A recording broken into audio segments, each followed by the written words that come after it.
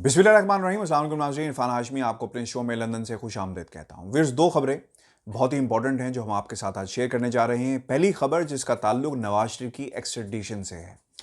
वीर्स, एक खत लिखा गया हुकूमत बरतानिया को कि नवाज शरीफ को पाकिस्तान के हवाले किया जाए। हुकूमत बरतानिया ने अपना जवाब दिया। वो जवाब क्या है आपके सामने हम रखेंगे, क्योंकि गलत रिपोर्टिंग की जा रही है हमेशा की तरह। कोई मेरे लिए कोई बात नई नहीं है, लेकिन ये हमेशा की तरह ये रविश रही है पाकिस्तानी मीडिया की। तो असल में ख़बर क्या है, ख़त में क्या लिखा गया, आपके सामने मुकम्मल तफसीलात मैं आज पेश करूँगा। और दूसरी अहम खबर, डेफिड के वो फंड्स हैं जो पाकिस्तान में यूटिलाइज़ किए गए। अब कमेटी बनाई गई है इन फंड्स की स्क्रूटनी के हवाले से कि कितने फंड्स इस्तेमाल किए गए और जो टारगेट सेट किए गए थे क्या वो अचीव हुए या नहीं हुए। और सबसे इम्पोर्टेंट सवाल ये है कि डेफिड की स्क्रूटनी के हवाले से अब ऐसा इकदाम क्यों उठाया गया है और ये कमेटी क्यों बनाई गई है। ये है असल में वो सवाल जिसका हम आपके सामने जवाब अपनी इस वीडियो के अंदर रखेंगे। लेकिन व्यूअर्स, सबसे पहले हम जिक्र करते हैं उस ख़त का जो लिखा गया। खालिद लोधी साहब हैं, इन्होंने अपने इलाके के जो मेंबर ऑफ द पार्लियामेंट हैं स्टीफन टिम्स, उन्हें ख़त लिखा कुछ अर्सा पहले और उन्होंने कहा कि नवाज शरीफ साहब बरतानिया में मौजूद हैं और पाकिस्तान से भागे हुए हैं। उन्होंने ये अल्फाज जो हैं वो इस्तेमाल किए। उन्होंने कहा कि वो एक मुजरिम हैं, सज़ा याफ्ता हैं, यानी सज़ा काट रहे थे जब वो बरतानिया आए। उन्होंने पाकिस्तान वापस जाना था एक ख़ास मुद्दत में, लेकिन नहीं गए। तो अब ये फ़र्ज़ बनता है बरतानिया की हुकूमत का कि नवाज शरीफ को पाकिस्तान के हवाले किया जाए। तो ये वो ख़त था। फिर उसके बाद क्या हुआ कि स्टीफन टिम्स ने एक लेटर लिखा minister of state for south Asia and Commonwealth Lord Tariq को। उन्होंने आज अपना जवाब दिया है। व्यूअर्स, ये वो लेटर है जो आप अपनी स्क्रीन पे भी देख सकते हैं, जिसे गलत अंदाज में मीडिया में कोट किया जा रहा है और कहा जा रहा है कि बहुत ही सख्त अल्फाज इस्तेमाल करके पाकिस्तान इस लेटर के अंदर जवाब दिया गया है। और वो जवाब क्या है मैं आपके सामने रखता हूँ। हालांकि आप खुद इसकी लैंग्वेज पढ़ सकते हैं स्क्रीन के ऊपर कि असल में लेटर में लिखा क्या गया है। Dear Stephen, thank you for your correspondence of 16th of December to the Prime Minister on behalf of your constituent Khalid Lodi of 12 Chalet Avenue, London। और आगे फिर उनका एड्रेस भी लिखा गया है अबाउट नवाज शरीफ। वो शुक्रिया अदा कर रहे हैं कि आपने 16 दिसंबर को prime minister of Britain UK Boris Johnson को एक ख़त का हवाला दिया, एक ख़त लिखा और उसमें आपने कहा नवाज शरीफ के हवाले से जो मामला उठाया गया है। I am replying as the minister of the state of the South Asia.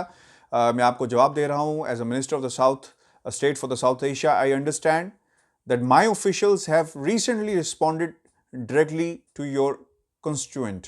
और वो ये कहते हैं कि हमारे जो ऑफिशियल्स थे उन्होंने अभी रिसेंटली रिस्पॉन्ड किया है, उन तमाम सवालात के जवाब दिए हैं जो आपके हल्के के एक फ़र्द की तरफ से उठाए गए थे। A charter flight to the Pakistan successfully departed the UK on the 15th of December 2020 with 18 immigration offenders on board।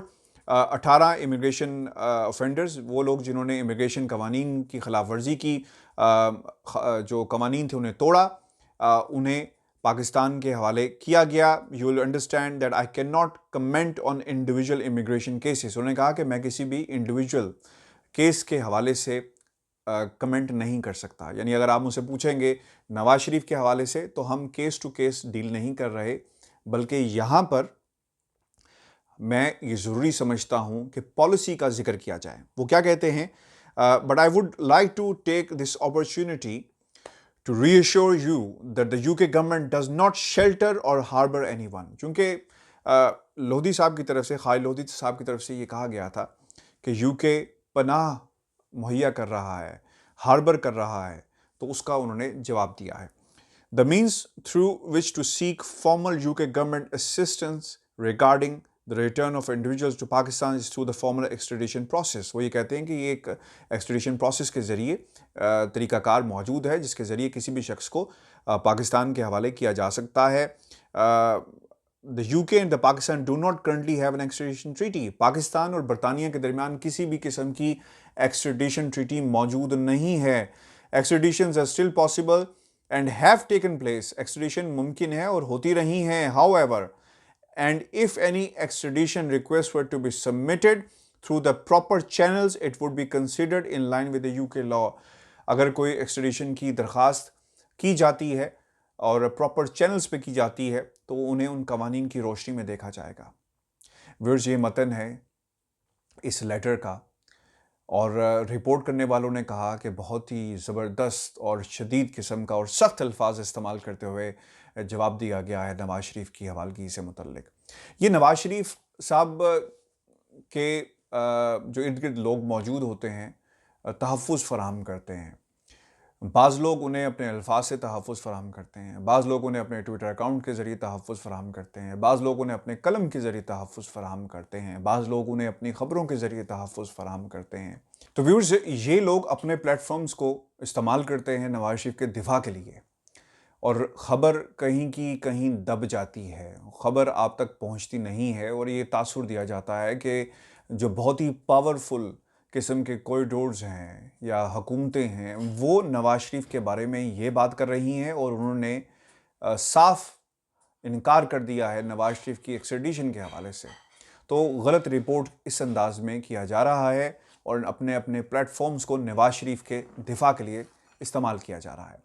वैसे दूसरी हम खबर डिफेड के फंड्स के हवाले से है, जो पाकिस्तान में अब स्क्रूटनी इनकी की जाएगी और एक कमेटी तश्कील दी गई है जो इस बात का जायज़ा लेगी कि फ़ंड्स कहाँ कहाँ पर इस्तेमाल हुए। अगर हम इस रिपोर्ट को देखें जो शेयर की गई है और जिसका मेन सोर्स है, इसमें लिखा गया है पाकिस्तान के हालात के बारे में। लिखा गया है कि पाकिस्तान में जो 1/3 आबादी है वो गुर्बत की लकीर से नीचे ज़िंदगी गुजारने पर मजबूर है। 22.6 मिलियन बच्चे स्कूल नहीं जाते और 2/3 यानी हाफ ऑफ द पॉपुलेशन ख़वातीन की जो है वो लिख और पढ़ नहीं सकती। और ये भी कहा गया है कि 11 में से एक बच्चा 5 साल की उम्र तक पहुंचने से पहले ही हमेशा के लिए मौत की आगोश में चला जाता है।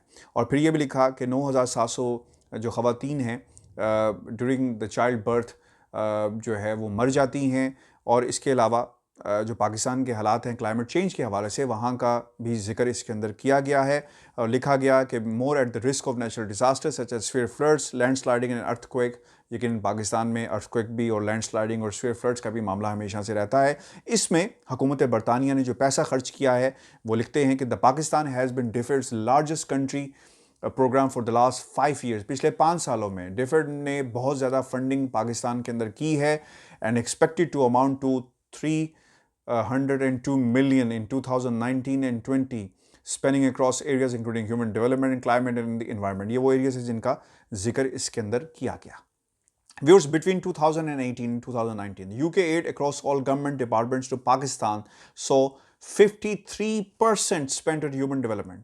2018 और 19 का वो जिक्र करते हैं कि 53% जो ह्यूमन डेवलपमेंट जो प्रोग्राम्स थे वहाँ पर ये पैसा खर्च किया गया। इस रिपोर्ट के अंदर फोकस और स्केल का जिक्र भी किया गया है, टारगेट्स जो सेट किए गए उनका भी जिक्र किया गया है, कितने टारगेट्स अचीव किए गए उनका भी जिक्र किया गया है, और ख़ुसूसन कोविड-19 के दौरान हुकूमत बरतानिया ने क्या मदद फराहम की है पाकिस्तान को और उसका रिस्पॉन्स क्या रहा, इसका भी इसमें जिक्र आया है। सबसे इम्पोर्टेंट बात यह है कि बैकग्राउंड जिसका मैंने जिक्र किया था, उस सवाल का जवाब देने से पहले मैं ये हक़ाइक़ आपके सामने रखता हूँ और इस पैराग्राफ को मैं रीड कर दूँ कि अब क्यों ज़रूरत महसूस हुई स्क्रूटनी की और क्यों ऐसा हो रहा है।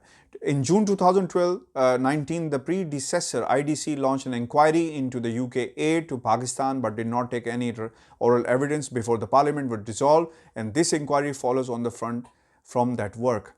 एक इंक्वायरी लॉन्च की गई और वो पार्लियामेंट डिसॉल्व होने की वजह से किसी अंजाम तक नहीं पहुंच सकी। व्यूअर्स, डेविड का मामला आप सबको मालूम है और शहबाज शरीफ साहब पर इल्ज़ाम है कि उन्होंने और उनके दामाद ने जो कुछ किया, डेली मेल ने उसका अहाता भी किया कि फ़ंड्स जो हैं वो चोरी किए गए, फ्रंट मैन का जिक्र भी आया और अब ये केस बरतानिया की अदालत में चल रहा है। लिहाजा हम इस पर ज़्यादा बात नहीं करेंगे, लेकिन आपको ये बता दें कि हुकूमत बरतानिया ने डेफेड की तरफ से उस वक्त ये इसका जवाब ज़रूर आया था, फ़ंड्स में कोई खुद बुर्द नहीं हुई और जो टारगेट सेट किए गए थे उन्हें पूरा किया गया।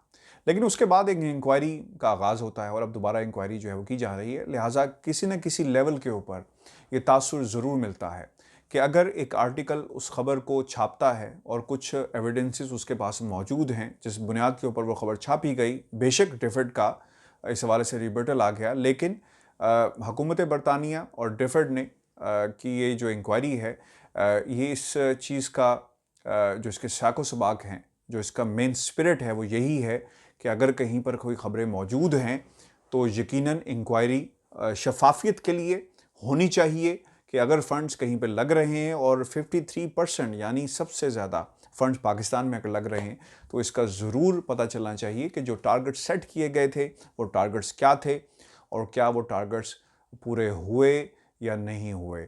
हम अपनी इस खबर से ये तासुर नहीं दे रहे कि शहबाज शरीफ पर क्योंकि इल्ज़ाम थे इसलिए अब ये इंक्वायरी होने जा रही है, इसको कतन ऐसा मत समझा जाए। लेकिन जो ख़बर असल में जो बयान किया गया है वो बहुत ही इम्पोर्टेंट है और पाकिस्तान की हालत के बारे में ज़िक्र किया गया है कि पाकिस्तान के वो तमाम सेक्टर्स जिसमें ये हुकूमतें कोशिश करती रही कि किसी तरह इनके हालात बेहतर बनाए जाएं।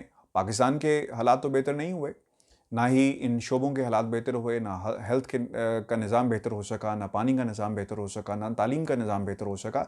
मगर इन लोगों की तजोरियाँ, इन लोगों के अपने हालात जो हैं वो बेशक बेहतर हुए। जायदादें बनाई गई और जायदादें बन भी रही हैं और हालात आपके सामने हैं कि किस तरह पाकिस्तान की कौम को बेहतर बनाने के लिए जो हमारे अपने भी नहीं हैं वो कितना पैसा इस्तेमाल कर रहे हैं और जो हमारे अपने सियासतदान हैं वो पाकिस्तान के लिए क्या कर रहे हैं। व्यूअर्स, ये दो खबरें थी जो हमने आपके साथ शेयर की और अपने कमेंट्स हमें ज़रूर भेजिएगा और चैनल को ज़रूर सब्सक्राइब कीजिएगा और अगर आपके कोई कमेंट्स हों तो और सवालात हों तो हमें भेजें, हम उसका ज़रूर आपको जवाब देंगे। अपना ख्याल रखिएगा, इजाज़त दीजिए, अल्लाह ने के बाद।